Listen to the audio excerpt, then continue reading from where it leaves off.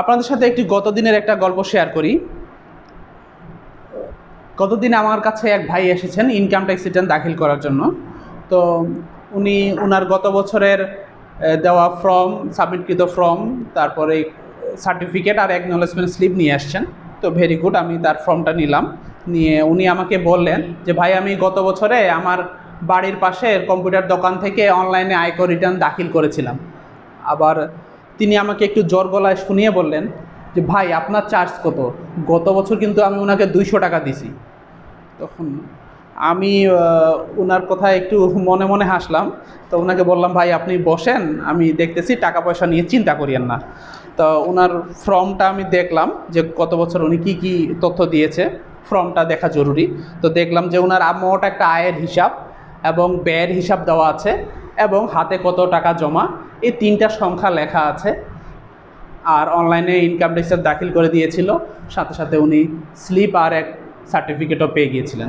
তো ওনাকে আমি বললাম, ভাই আপনার তো 3টা সংখ্যা দিয়েই পুরো ট্যাক্সের ফাইল পূরণ করে উনি আপনাকে সার্টিফিকেট দিয়ে দিয়েছেন। তো যাই হোক, আপনি কি করেন? তো উনি বললেন যে আমি একজন চাকরিজীবী। আচ্ছা, আপনি কি স্যালারি সার্টিফিকেট যথাযথভাবে দিয়েছিলেন? বলছে না, দেয়নি। ও আচ্ছা, আপনার কি ব্যাংকে কোনো লেনদেন আছে? আপনার কি অ্যাকাউন্ট আছে? বলছে আছে তো ভাই, আমি তো ডিপিএস করছিলাম, আমার সেভিংস একটা অ্যাকাউন্ট আছে। আমি বললাম যে ভাই, আপনার কি স্টেটমেন্টগুলো দিয়েছিলেন? বলছে না, এসব কিছু তো চায় নাই, আমি তো জানি না দিতে হয় কিনা। আচ্ছা, আপনার আর কি কি আছে? বলছে আমার ব্যাংকে একটা লোনও আছে। ও, লোনও আছে আবার? তাহলে আপনি কি তার স্টেটমেন্ট দিয়েছেন? বলছে না, সেটাও তো আমি জানি না যে দিতে হয়। ও আচ্ছা, ভেরি গুড। তো আপনার বাড়িতে কিছু জমি জমা আছে না? বলছে হ্যাঁ আছে তো, আমার নামে কিছু জমি আছে, আবাদি জমি আছে, তারপরে বাড়ি ভিটা কিছু আরও অনেক কিছু আছে।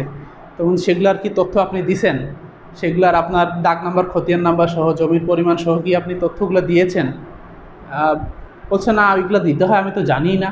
ও আচ্ছা, আপনার তাহলে এত কিছু দিতে হয়, জানেন না?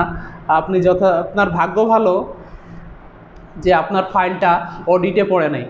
যদি অডিটে পড়তো তাহলে আপনাকে অনেক বেশি জরিমানা গুনতে হতো। তো আপনাদেরকে জানিয়ে রাখবো, যারা এইসব কীভাবে ফাইল প্রস্তুত করতে হয় জানেন না, শুধুমাত্র কম্পিউটার দোকানে গিয়ে ইনকাম ট্যাক্স রিটার্ন দাখিল করতেছেন, আপনারা কিন্তু ভবিষ্যতে অনেক বড় জরিমানার সম্মুখীন হতে পারেন। তাই এই ভুলটাই কখনোই করবেন না। একজন ইনকাম ট্যাক্স এক্সপার্টিসের মাধ্যমে যথাযথভাবে ফাইল প্রস্তুত করে তারপরেই আপনার ইনকাম ট্যাক্স রিটার্ন দাখিল করুন। ধন্যবাদ।